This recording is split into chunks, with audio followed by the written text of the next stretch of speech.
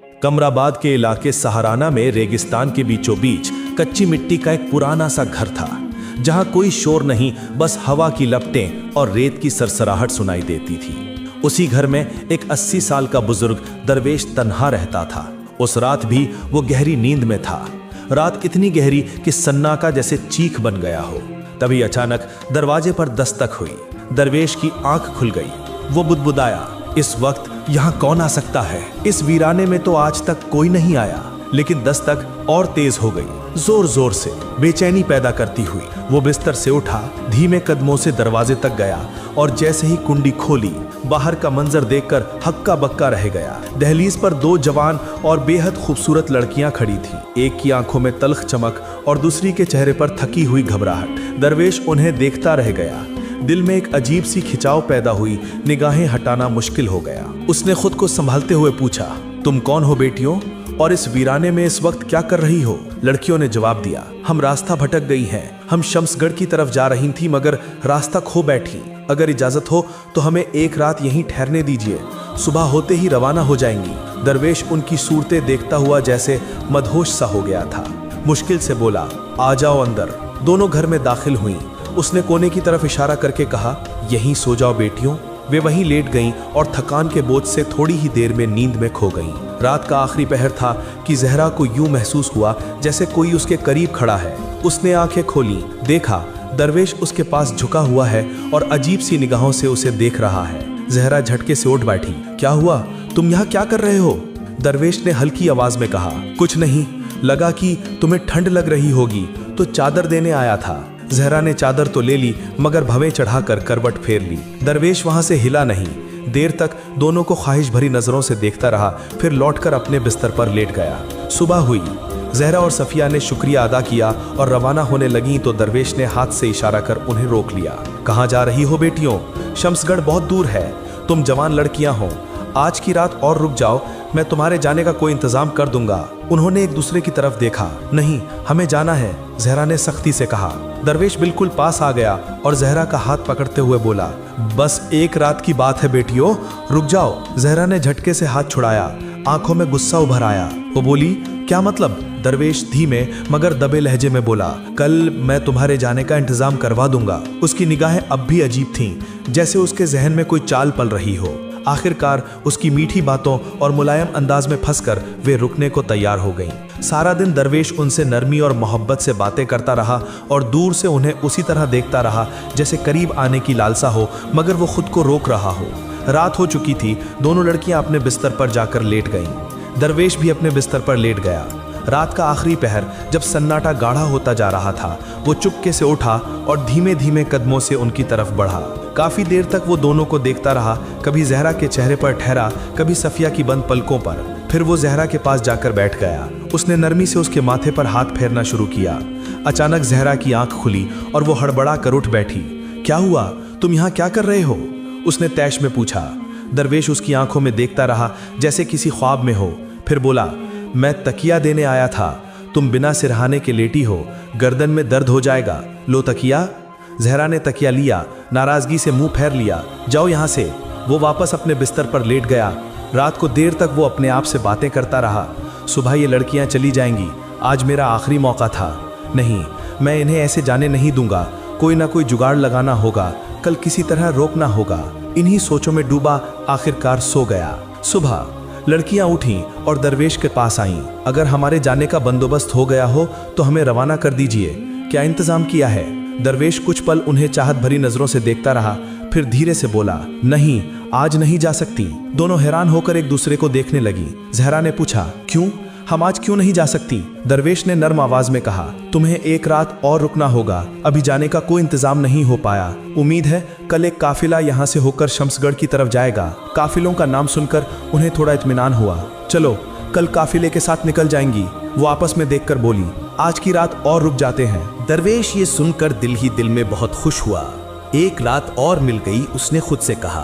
वो दिन भर चुपचाप दूर बैठा उन्हें देखता रहा। उसकी निगाहें अब और भी गहरी थीं, जैसे उन निगाहों में खामोश ख्वाहिशें पल रही हों। रात फिर से ढली।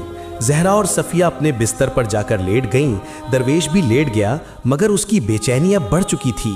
उसकी आंखें छत नहीं उस कोने को घूर रही थीं जहां वो सोई हुई थीं। सांसें तेज थीं, दिल में अजीब सी हलचल उठ रही थी। धीरे धीरे वो बिस्तर से उठा, चुपके से करीब गया। काफी देर तक वो उन्हें ऊपर से नीचे तक देखता रहा, फिर जहरा के पास बैठकर उसके बालों को सहलाने लगा।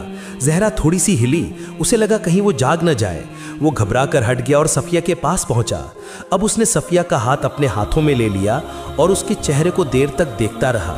उसकी आंखों में अब सिर्फ तमन्ना नहीं, कोई पुरानी प्यास उतर आई थी। तभी अचानक सफिया की आंख खुल गई।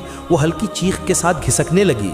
दरवेश ने झट उसका मुंह दबा दिया ताकि आवाज बाहर न निकले, फिर हड़बड़ाकर अपने बिस्तर पर लौट गया, ऐसे जैसे कुछ हुआ ही ना हो। सफिया सारी रात उसी सोच में डूबी रही। ये मेरे पास क्यों आया था? ये क्या करने की कोशिश कर रहा था? इसके इरादे ठीक नहीं लगते। वो डर के मारे कांपती रही। सोचते सोचते आखिरकार किसी तरह नींद आ गई। सुबह लड़कियां उठी और फौरन दरवेश के पास पहुंची। काफिला आ गया है क्या? हमें इजाजत दो, उन्होंने कहा। दरवेश उनकी आंखों में कुछ देर देखता रहा, फिर बोला, काफिला अभी तक नहीं आया। वो चौंक गईं, मगर तुमने कहा था आज आ जाएगा। उसने थकी सी आवाज में कहा, हाँ आना था, शायद शाम तक आए। उन्होंने आपस में देखा, ठीक है, शाम तक इंतजार कर लेते हैं। दरवेश आंगन में बैठा फिर उन्हें उसी अजीब नजरों से देखता रहा। एक लड़की ने दूसरी से फुसफुसा कर कहा, इसकी निगाहें मुझे ठीक नहीं लगती। दूसरी ने सिर हिलाया, हाँ हमें जल्दी निकल जाना चाहिए। ये जवान लड़कियां हैं, इसके दिल में क्या चल रहा है कौन जाने। पहली बोली, ये रात को मेरे पास आया था, मुझे छूने की कोशिश कर रहा था। दूसरी ने भी कहा, उसने मेरे साथ भी वही किया। दोनों ने तय किया, आज किसी भी हालत में रात नहीं रुकना चाहिए। शाम को काफिला आए या ना आए, हमें निकल जाना है। शाम हुई। इससे पहले कि वो खुद उसके पास जाती, दरवेश खुद आ गया। मुझे लगता है काफिला अब सुबह तक आएगा। उनके पास सामान बहुत होता है, धीरे धीरे चलते हैं। आज की रात और रुक जाओ। लड़कियां अब झल्ला गईं, हम अब और नहीं रुक सकते। चाहे काफिला आए या ना आए, हम अभी निकल रही हैं, हमें मत रोको। दरवेश और करीब आया, थोड़ी देर में रात हो जाएगी। ये वीराना है, यहाँ जानवर भी घूमते हैं, नुकसान पहुंचा तो। उसके लहजे में फिक्र कम, चाल ज्यादा थी। लड़कियों को अब पूरा यकीन हो गया यह कोई नई चाल है, मगर उन्होंने एक दूसरे को देखा और बोली, हमारे पास और कोई चारा नहीं, एक रात की बात है, रुक जाते हैं। उन्होंने सख्ती से कहा, ठीक है, मगर ये आखिरी रात है, कल सुबह चाहे काफिला आए या ना आए, हम निकल जाएंगी। दरवेश मुस्कुराया, ठीक है कहा, मगर उस मुस्कान के पीछे कुछ और ही छुपा हुआ था। रात ढल चुकी थी। जहरा और सफिया अब पूरी तरह सतर्क थीं। एक कोने में लेटी मगर आंखें खुली थीं। वे जाग रही थीं, आपस में धीमी आवाज में बात कर रही थीं, हर आहट पर चौकस। दरवेश अपने बिस्तर से उन्हें देखता रहा। जब रात का आखिरी पहर आया और उसे लगा कि नींद का असर उन पर हो रहा है, वो धीरे से उठा और चुपके से उनकी तरफ बढ़ा। वो उनके पास कुछ देर खड़ा रहा, मानो उनके हाव भाव पढ़ रहा हो। फिर वो जहरा के पैरों के पास बैठ गया और धीरे धीरे उनके पैर सहलाने लगा। उसी वक्त जहरा की आंख हल्की सी खुली, उसे आहट मिली। दरवेश को एहसास होते ही वो फौरन पीछे हट गया। अब वो सफिया के पास गया, पास बैठकर उसका माथा सहलाने लगा। अचानक सफिया ने घबराकर करवट ली, मुंह नीचे कर लिया। कुछ बोली नहीं, मगर उसके हरकतों से साफ था कि वो जाग चुकी है। दरवेश चुपचाप उठा और अपने बिस्तर पर लौट गया। धड़कनों में घबराहट थी, मगर चेहरे पर कोई परेशानी नहीं, जैसे कोई इंतजार अपने अंजाम के करीब हो। सुबह की पहली किरण झोपड़ी की मिट्टी भरी दीवारों से छनकर अंदर आई। लड़कियां अब भी जागी हुई थीं। उनके चेहरों पर नींद नहीं बल्कि बेचैनी और खौफ का असर साफ नजर आ रहा था। इस बार उन्होंने बिना कुछ कहे, बिना दरवेश से पूछे वहां से निकलने का इरादा कर लिया। वो उठी, अपना सामान समेटे, एक दूसरे की तरफ देखा और झोपड़ी के मुंह की ओर बढ़ी। दहलीज पार करने ही वाली थीं। लड़कियां जैसे ही झोपड़ी से बाहर निकलने लगीं, अचानक उनकी निगाहें कोने में बैठे शख्स पर पड़ी। वहां एक नौजवान बैठा था, खूबसूरत रोशन चेहरा, शफ़ाक लिबास पहने हुए। उसका चेहरा दूसरी ओर था। जहरा और सफिया ठिठक गईं। वे हैरानी से धीरे धीरे उसकी तरफ बढ़ीं। तुम कौन हो? जहरा ने कांपती हुई आवाज में पूछा। नौजवान ने धीरे से अपना चेहरा उनकी ओर घुमाया। दोनों की आंखें फैल गईं, दिल की धड़कनें जैसे थम गईं। वे हक्का बक्का रह गईं। अचानक चीख पड़ी, ये तो हमारा शौहर है। वे दौड़कर उसके गले लग गईं। आंसुओं की बाढ़ उनकी आंखों से निकल पड़ी। बरसों से जिसे तलाश रही थीं, आज वही सामने था। तुम यहाँ कैसे पहुंचे? क्या हम कोई ख्वाब देख रही हैं? सफिया ने कांपती हुई आवाज में पूछा। नौजवान ने उन्हें बाहों में लेते हुए धीमे से कहा, नहीं, ये ख्वाब नहीं, हकीकत है, मैं लौट आया हूँ। दोनों की खुशी की कोई इंतहा न रही, मगर उनके दिल में सवाल भी उठ रहे थे। जहरा ने आंखें पूछते हुए पूछा, मगर तुम इस बुजुर्ग दरवेश के घर में कैसे पहुंचे? क्या तुम उसे जानते हो? हमें तो वो बिल्कुल ठीक नहीं लगा। नौजवान ने गहरी सांस ली और बोला, पहले दरवेश को बुला कर लाओ, देखो वो कहाँ है। दोनों लड़कियां झोपड़ी के हर कोने में दौड़ी, दीवारें, आंगन, कोठरी, मगर दरवेश कहीं नहीं था। वो लौट कर बोली, वो तो कहीं नहीं है, जैसे गायब हो गया। नौजवान की आंखों में एक ठहराव था। उसने धीरे से कहा, दरवेश कहाँ गया ये तुम खुद ही समझ जाओगी, लेकिन उससे पहले क्या तुम नहीं जानना चाहोगी कि मैं इतने साल कहाँ था? दोनों एक साथ बोली, हाँ बताओ कहाँ थे तुम? नौजवान ने कहना शुरू किया, एक दिन मैं घर से बाजार की तरफ निकला था।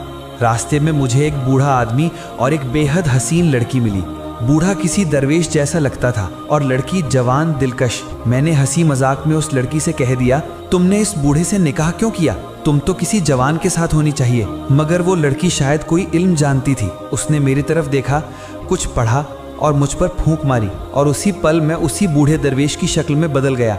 उसकी शक्ल मेरी हो गई और मेरी शक्ल उसकी। उसने कहा, ये तेरी सजा है, अब तू सारी उम्र इसी हाल में रहेगा। दोनों लड़कियां सन्न रह गईं, सांसें थम सी गईं।